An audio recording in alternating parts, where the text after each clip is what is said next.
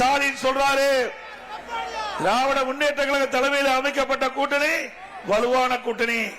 எங்க கூட்டணியில் திமுக கூட்டணியில 200 இடங்கள் வெற்றி பெறுவதாக ஒரு தவறான பொய்யான செய்தியை அவ்வப்போது பத்திரிகையின் வாயிலா ஊடகத்தின் வாயிலா வெளிப்படுத்திட்டு இருக்கிறார்.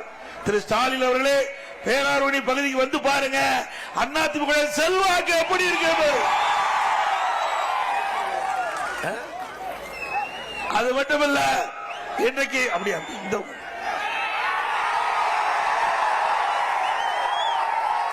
இந்த எழுச்சியே பேராரூரணி தொகுதி வெற்றி பெற்று விட்டது.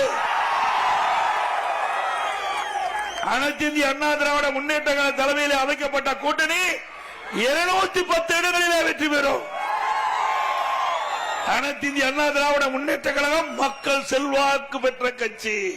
பொன்மனச்செம்மல் புரட்சி தலைவர் எம்ஜிஆர் மக்களுக்காக தோற்றுவித்த கட்சி. அம்மா தன் உடலையும் பொருட்படுத்தாமல் இரவு பகல் மாறாமல் மக்களுக்காக சேவை செஞ்சு தன் உயிரை மக்களுக்காக கொடுத்த தலைவி. 20 தலைவர்கள் உருவாக்கிய கட்சி அதிமுக கட்சி.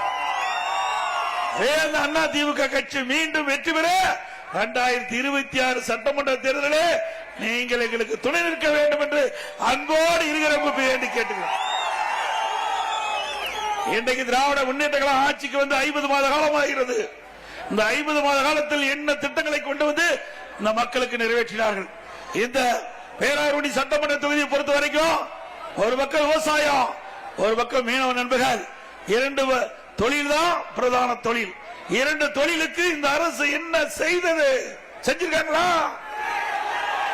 விவசாயிகளுக்கு அதிமுக ஆட்சியில் 2 முறை தொடக்க வேளாண்மை வங்கியில் பயிர்க்கடன் தள்ளுபடி. இன்றைக்கு நடவு மானியம், உழவு மானியம், இப்படி நிறைய மானியத்தை கொடுத்தோம். குறுவை சாகுபடிக்கு தொகுப்பு, சம்பா சாகுபடிக்கு தொகுப்பு. இன்னைக்கு பயிர் காப்பீட்டு திட்டத்தில் பயிர் சேதமான உடனுக்குடன் நிவாரண தொகையை அள்ளி அள்ளி கொடுத்தோம். விவசாய சங்க பிரதி கூட்டத்தில் சொன்னாங்க, அந்த ஆலோசனை கூட்டத்தில் அதிமுக ஆட்சியில அப்படியே எங்களுடைய கணக்கு வங்கி கணக்குல அப்படியே பணம் வந்துகிட்டே இருந்தது. திமுக ஆட்சியில வறண்டு போச்சு. அப்படிப்பட்ட நிலைமை இப்போ இருக்குது. விவசாயிகளுக்கு மும்முனை மின்சாரம், 24 மணி நேரம் பம்பு செட்டை இயக்கலாம். இப்படி ஏராளமான திட்டங்கள். இன்றைக்கு நீர் முக்கியம். அந்த நீரை கொடுப்பது அரசுடைய கடமை.